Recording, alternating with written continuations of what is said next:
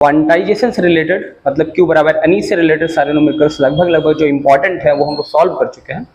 आज से हम लोग शुरुआत कर रहे हैं जो कूलाम के नियम से संबंधित न्यूमेरिकल्स हैं जो बोर्ड में काफ़ी ज़्यादा आते रहते हैं, उनको सॉल्व कर रहे हैं हम लोग आज से।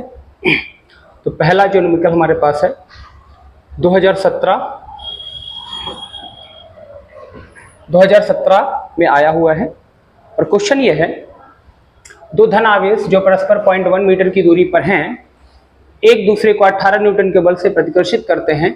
यदि दोनों आवेशों का योग 9 माइक्रो कूलाम हो तो उनके अलग अलग मान ज्ञात कीजिए। क्वेश्चन ये बोल रहा है कि भाई जब दोनों आवेश और 0.1 मीटर की दूरी पर रखे हुए हैं तो उनके बीच में जो बल लग रहा है वो लग रहा है 18 न्यूटन और दोनों आवेशों का जो योग दिया गया है मतलब Q1 और Q2 जो प्लस में दिया गया है, जो Q1 प्लस Q2 आपको दिया गया है वो दिया गया 9 माइक्रो कूलाम दिया गया है।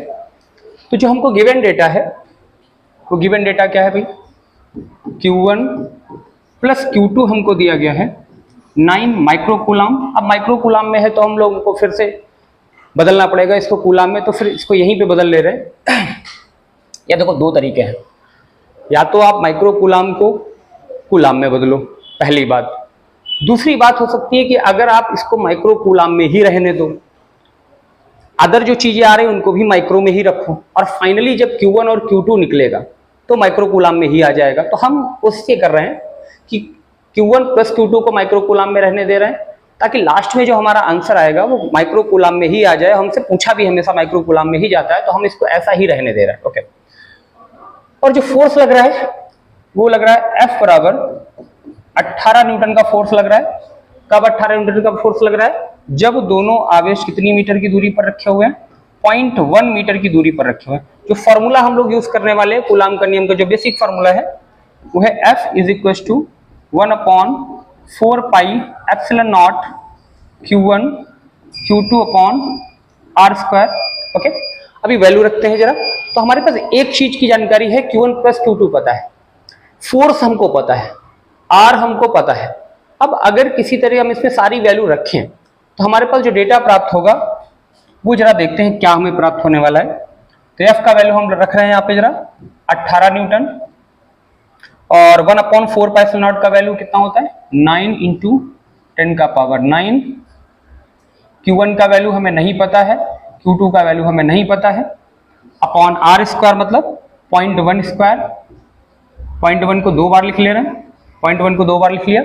सॉल्व करेंगे इसको भाई तो 18 और इसको इधर मल्टीप्लाई करा लीजिए। तो क्या हम इसको 0.1 10⁻² लिख दे रहे हैं, इधर आ जाएगा मल्टीप्लाई भी करवा दे रहे हैं, इस तरफ क्रॉस मल्टीप्लाई भी करवा दिया साथ में। तो और ये यहाँ में मल्टीप्लाई में है तो यहाँ डिवाइड में आ जाएगा, तो ये आ जाएगा 9 × 10⁹ इज इक्वल टू बचेगा आपके पास Q1 Q2 9 दूना 18 और इसको भी ऊपर ले जाएंगे तो ये आ जाएगा आपके पास 2 × 10⁻² पहले से है, ये भी ऊपर जाएगा तो आ जाएगा आपके पास 10⁻⁹ is equal to Q1 Q2 आ जाएगा। सॉल्व करेंगे तो जरा Q1 Q2 निकालिए कितना आएगा, Q1 × Q2 is equal to 2 × 10⁻11। अब यहां पर आपको जरा सोचना है Q1 प्लस Q2 जो आपको दिया गया वो कितना दिया गया 9 माइक्रो कूलाम। अब यहाँ पे Q1 × Q2 कितना निकला है 2 × 10⁻11। अब ये जो निकला होगा ये तो कूलाम में निकला होगा। हमारे पास जो पहले से डेटा है जिसको हम लोग इक्वेशन नंबर 1 अगर बोल दे तो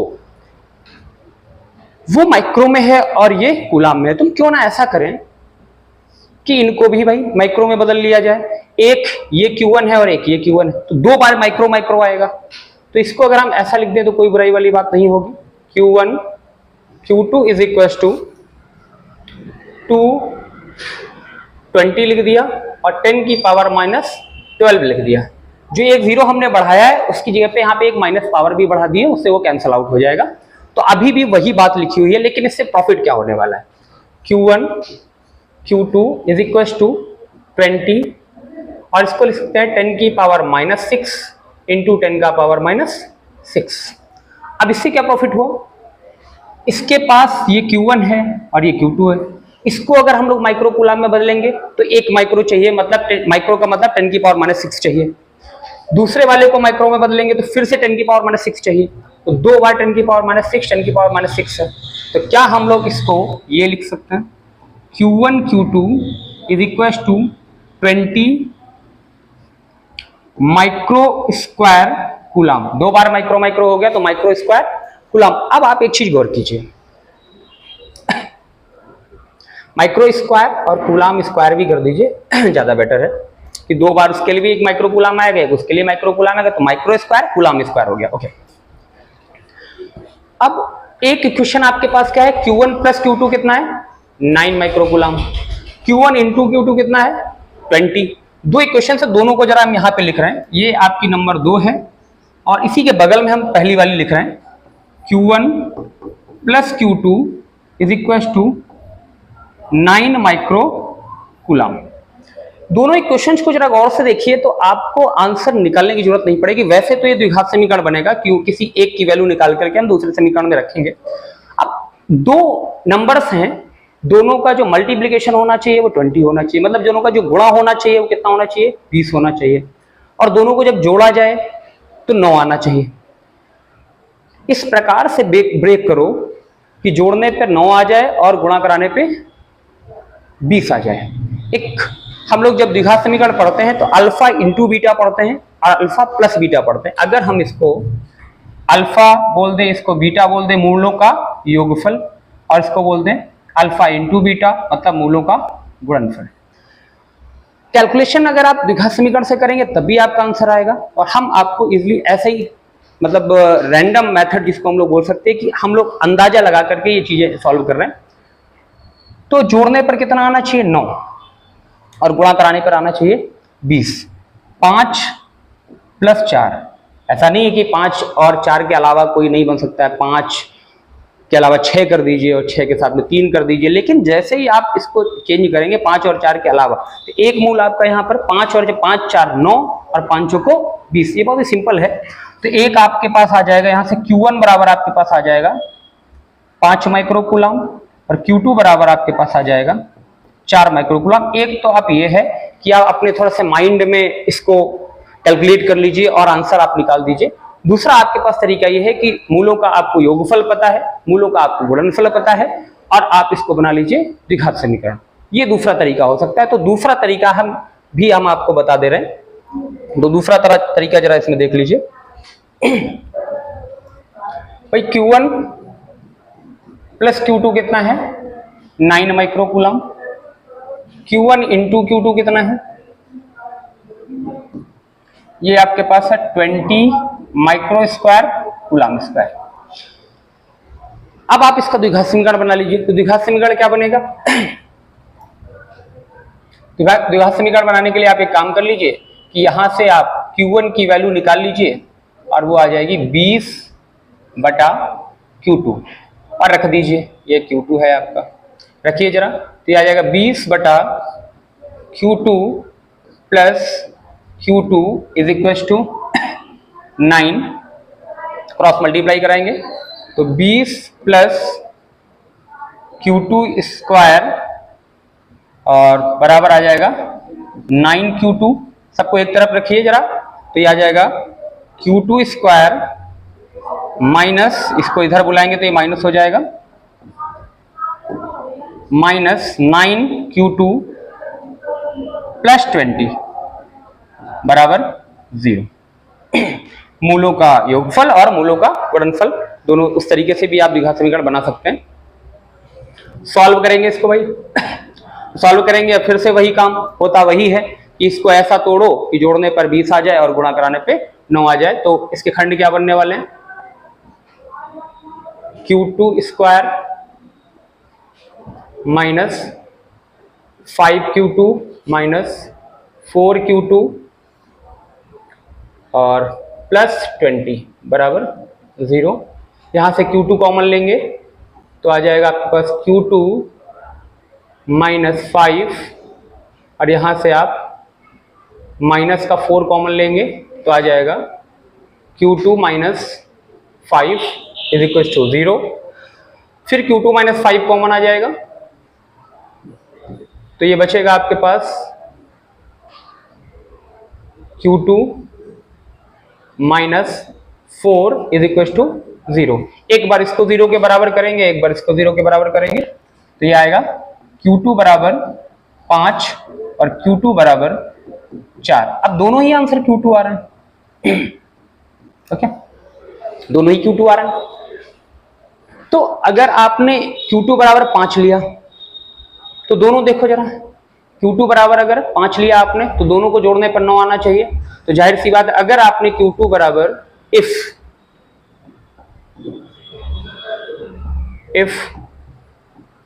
Q2 is equal to 5 microcoulomb, तो Q1 बराबर हो जाएगा 4 माइक्रोकूलम।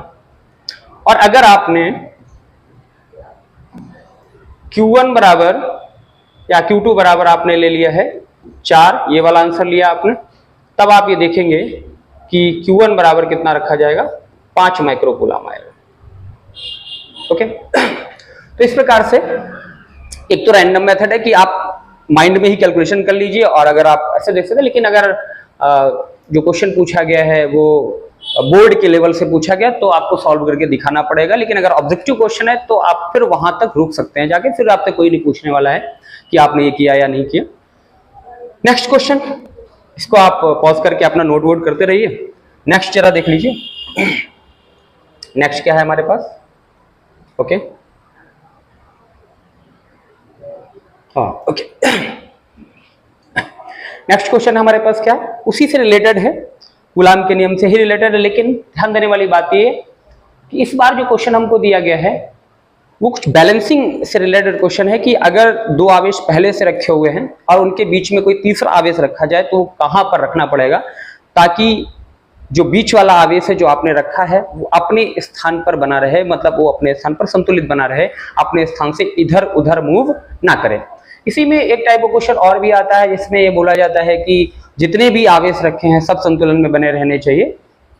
तो इसको भी जरा सॉल्व कर ले रहे हैं। क्वेश्चन है, दो बिंदु आवेश +9e व +e एक दूसरे से 16 सेंटीमीटर की दूरी पर स्थित हैं। इनके बीच एक आवेश को कहां रखा जाए कि वह संतुलन में रहे। और जो दूसरा नीचे लिखा हुआ है वहां पर केवल दूरी चेंज की गई है, उसमें a लिखा गया है और वहां पर 16 सेंटीमीटर है। तो जब आप 16 सेंटीमीटर लेकर के सॉल्व करेंगे तो कुछ नंबर वैल्यू आएगी, और जब आप a लेकर के सॉल्व करेंगे तो a के टाइप में कुछ पदों में कुछ आंसर आने वाला है। तो देख लेते हैं जरा, दो आवेश हैं, रखते हैं जरा भाई। मान लीजिए पहला चार्ज जो हमारे पास है जिसको हम लोग Q1 बोलते हैं, तो Q1 बराबर आपको दिया गया है प्लस का 9e, और उसी से कुछ दूरी पर एक दूसरा आवेश रखा गया है Q2 जिसको हम लोग बोल सकते हैं, और वो दिया गया है प्लस का e। बीच का जो डिस्टेंस है जिसको हम लोग r बोलते हैं, r इज इक्वल टू आपको दिया गया है 16 सेंटीमीटर। कितना दिया गया, 16 सेंटीमीटर। और बोला गया कि इनके बीच में कहीं पर कोई दूसरा आवेश रखना है।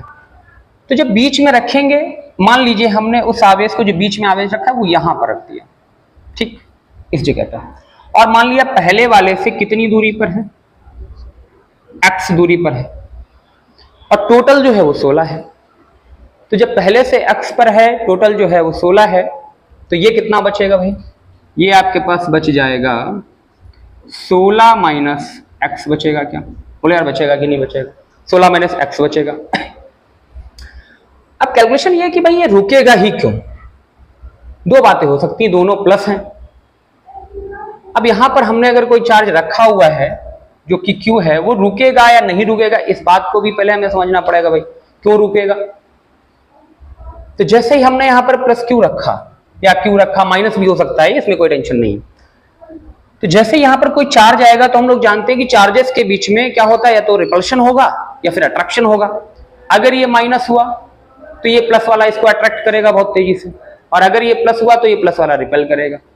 फिलहाल हम ये मान के चल रहे हैं कि ये जो रखा हुआ वो प्लस है। ओके, तो अब इससे क्या होगा, जब हम इसको प्लस मान रहे हैं तो क्या हुआ, इस वाले प्लस ने इस वाले प्लस को इधर की तरफ रिपल्शन दिया। मान लीजिए हमने फोर्स जो लगा उस फोर्स को हमने बोल दिया, इस वाले को 1 बोला है, तो इस वाले फोर्स को हमने क्या बोल दिया, F1 फोर्स लगा। तो ये इधर जाना चाहेगा, लेकिन प्रॉब्लम क्या है कि जैसे ही ये इधर जाने का प्रयास करेगा, ये भी तो प्लस है, तो ये वाला पॉजिटिव भी इस वाले प्लस को इधर रिपेल करेगा। तो ठीक है भाई, ये इस तरफ रिपेल कर रहा है, इसने मान लीजिए फोर्स कितना लगाया, F2 लगाया, तो दोनों ही डायरेक्शन में फोर्स लग रहा है। और हम लोग जानते हैं जो फोर्स है, जो बल है, वो सदिश राशि है, और सदिश राशियों को जोड़ने के लिए या घटाने के लिए दिशा का सहारा लेना पड़ता है, दिशा के हिसाब से जोड़ना पड़ता है। इनको अगर जोड़ना है दिशा के हिसाब से जोड़ना पड़ेगा, इनको ऐसे हम लोग नहीं कर सकते हैं कि डायरेक्टली 3 + 2 5 कर दें, ये काम हम लोग यहाँ पे नहीं कर सकते हैं। तो डायरेक्शन के हिसाब से जोड़ना पड़ेगा, और दोनों में डायरेक्शन का क्या है, दोनों जस्ट अपोजिट है। अगर आपने पढ़ा हो वेक्टर में कि अगर सदिशों को जोड़ना है तो हमारे पास परिणामी निकालने के लिए फॉर्मूला होता है √a² + b² + 2ab cos θ।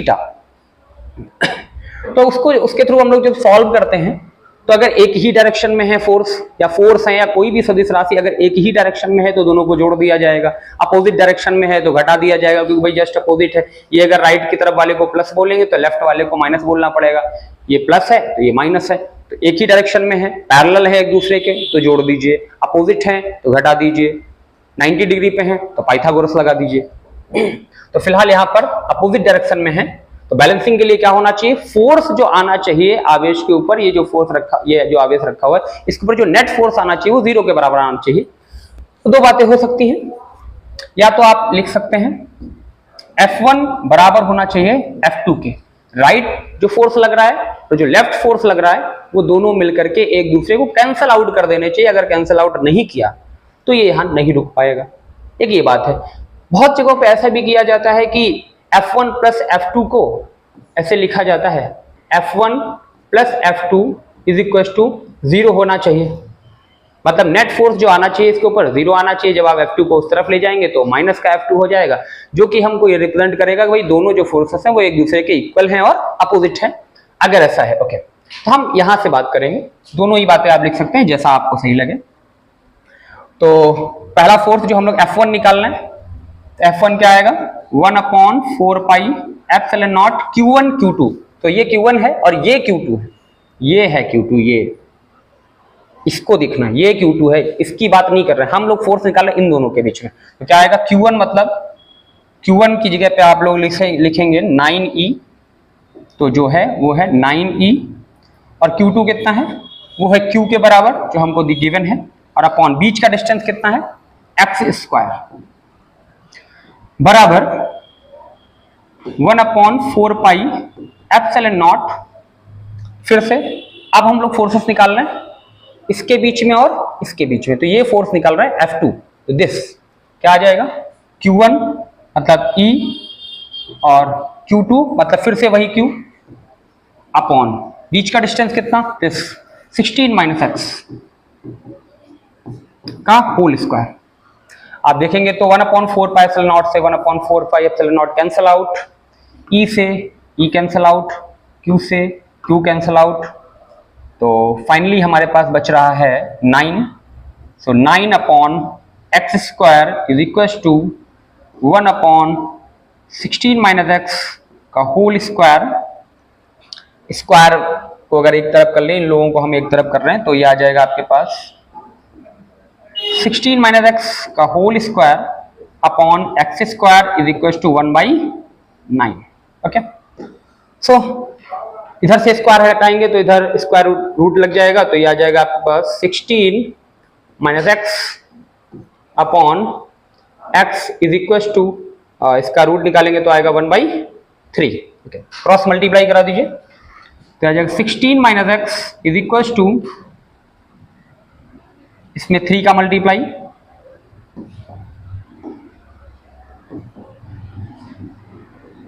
= x, तो 3 का मल्टीप्लाई कराएंगे 16 × 48 माइनस 3x = x, ये उस तरफ जाएगा, तो 48 बराबर ये हो जाएगा 4x, तो x बराबर आ जाएगा 48/4 मतलब 16 नहीं, क्या लिख दिया यार,